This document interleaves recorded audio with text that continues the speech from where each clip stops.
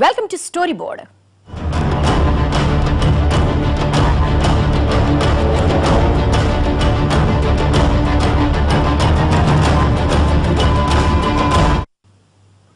స్వతంత్ర భారతావని స్వేచ్ఛావాయువులు పీల్చుకున్న తొలి ఊపిరి నుంచి రగులుతున్న వివాదమది.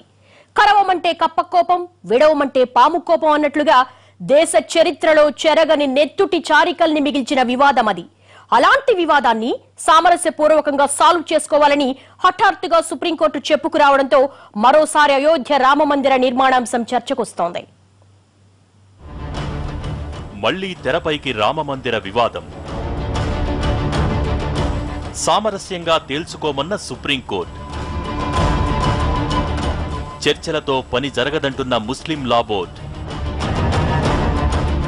హఠాత్తుగా సుప్రీంకోర్టు ఎందుకు స్పందించింది?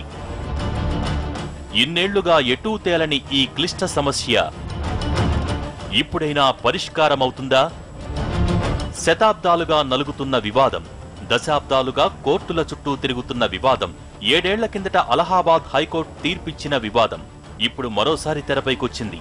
శతాబ్దాలుగా కొలిక్కిరాని ఈ సమస్యను సామరస్యపూర్వకంగా పరిష్కరించుకోవాలని సుప్రీంకోర్టు స్పష్టంగా చెప్పడంతో బాబ్రీ మసీదు రామమందిర వివాదం మళ్లీ హాట్ టాపిక్ గా మారింది. ఇన్నేళ్లు ఈ విషయంపై ఎన్ని పిటిషన్లు దాఖలైనా స్పందించని సుప్రీంకోర్టు తాజాగా దాఖలైన పిటిషన్ మీద స్పందిస్తూ కీలక అభిప్రాయాన్ని వ్యక్తం చేసింది. సాక్షాత్తు సర్వోన్నత న్యాయస్థానమే ఇది చాలా సున్నితమైన వివాదమంటూ దీనిపై కోర్టు తీర్పుల కన్నా సామరస్యపూర్వకంగా తీసుకునే నిర్ణయమే మంచిదని చెప్పటం, అవసరమైతే తాను మధ్యవర్తిత్వం నెరుపుతానని చెప్పుకురావటం రాజకీయ వర్గాల్లో సంచలనం రేపుతోంది.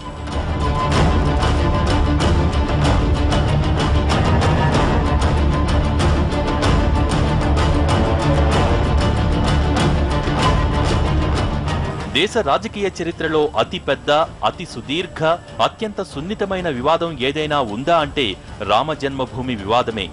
ఒకప్పటి రామజన్మభూమిలో ఉన్న ఆలయాన్ని పడగొట్టి బాబర్ ఓ మసీదు కట్టించాడు. ఆ మసీదును ధ్వంసం చేయడంతో వివాదం కొత్త మలుపు తిరిగింది. ఇప్పుడు బాబ్రీ మసీదు ధ్వంసమైన స్థానంలో రామమందిరం నిర్మించాలి అన్నది హిందువుల వాదనైతే ఆ స్థానంలో తమ మసీదే ఉండాలన్నది ముస్లిం పర్సనల్ లా బోర్డు వాదన. మరి దీని చరిత్ర వెనుక దాగిన వాస్తవాలేంటన్నది కోర్టులు ఏళ్ల తరబడి వింటూనే ఉన్నాయి, కానీ తీర్పు చెప్పడానికి మాత్రం తటపటాయిస్తూనే ఉన్నాయి. 7 ఏళ్ల కిందట 2010 సెప్టెంబర్ 30న అలహాబాద్ హైకోర్టు ఈ వివాదంపై కీలకమైన తీర్పిచ్చింది. 3 న్యాయమూర్తులతో కూడిన అలహాబాద్ హైకోర్టు బెంచ్ రామ జన్మభూమి, బాబ్రీ మసీదుల అంశాన్ని కూలంకషంగా పరిశీలించి ఓ తీర్పిచ్చింది. దాని ప్రకారం ఇప్పుడు వివాదాస్పదమైన 2.77 ఎకరాల స్థలాన్ని 3 భాగాలుగా చేయాలని తీర్పిచ్చింది. ఇందులో మొదటి భాగాన్ని రామ్లాలాగా పిలిచే రామజన్మభూమికి కేటాయించాలని, ఇందుకోసం ఆ స్థలాన్ని హిందూ మహాసభకు అప్పగించాలని చెప్పింది.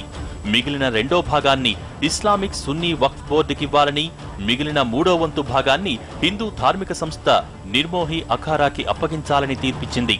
కానీ దీన్ని ఏ ఒక్క వర్గం కూడా అంగీకరించలేదు. దీంతో విషయం అప్పట్నుంచి సుప్రీంకోర్టులో నానుతూనే వస్తోంది.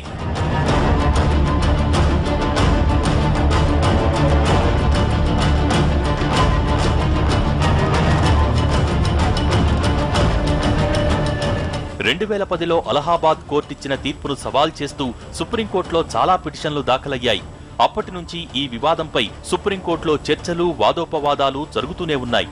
ఆపై ఇక్కడ ఏ ఆనవాళ్లు ఉన్నాయో తెలపాలంటూ ఆర్కియాలజికల్ సర్వే ఆఫ్ ఇండియాకు కోర్టులిచ్చిన ఆదేశాలతో పెద్ద ఎత్తున తవ్వకాలు జరిపారు. ఇక్కడ మసీదు కూలదోసిన చోటే ఓ పెద్ద ఆలయ నిర్మాణం ఉందని గుర్తించింది. అది హిందూ ధార్మికతకు చెందిన ఆలయంగా ఆధారాలు సమర్పించింది. దీంతో ఈ వివాదం మరింత బలపడింది. ఇద్దరి వాదనలు అంతే బలంగా ఉన్నాయి. బాబ్రీ మసీద్, రామ జన్మభూమి వివాదం దశాబ్దాలుగా కోర్టుల్లో, కోర్టుల బయట వాదోపవాదాలకు, వివాదాలకు దారితీస్తూనే ఉంది.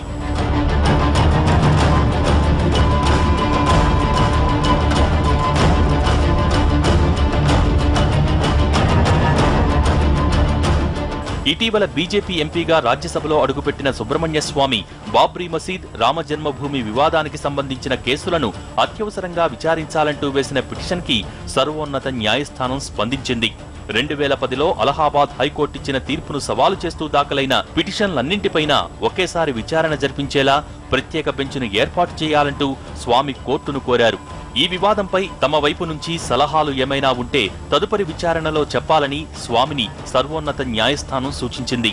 గతంలో రామమందిరం ఉన్న స్థలంలోనే కొత్త ఆలయం నిర్మించాలని, అవసరమైతే సరయూ నది ఒడ్డున మసీదు నిర్మించేలా ఆదేశాలు జారీ చేయాలని సుప్రీంకోర్టును కోరతామంటున్నారు సుబ్రహ్మణ్య స్వామి.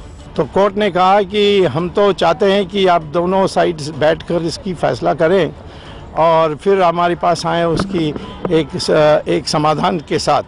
तो मैंने कहा कि वो बैठने के लिए आपकी आदेश की आवश्यकता है.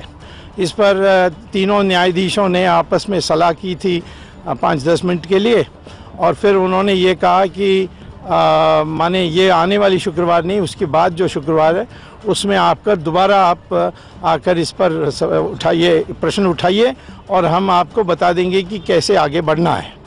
मैं समझता हूँ कि हम तो शुरू से तैयार हैं कि मस्जिद भी बनना चाहिए, मंदिर भी बनना चाहिए, परंतु मस्जिद को सरयू नदी की उस पार बननी चाहिए और ये जो ज़मीन है राम जन्मभूमि वो संपूर्ण रूप से राम मंदिर का होना चाहिए.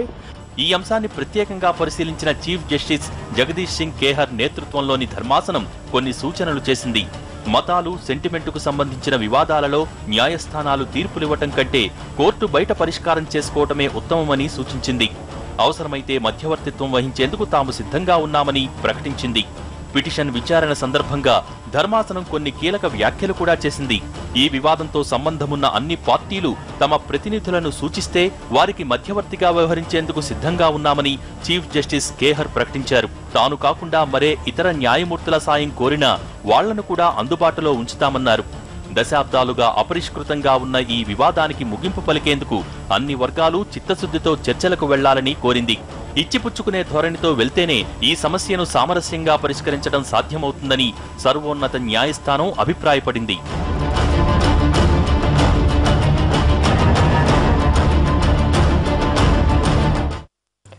అయోధ్య అనగానే బాబ్రీ మసీద్, రామ మందిరం గుర్తుకొస్తాయి. అసలు ఈ వివాదం ఎప్పుడు, ఎక్కడ, ఎలా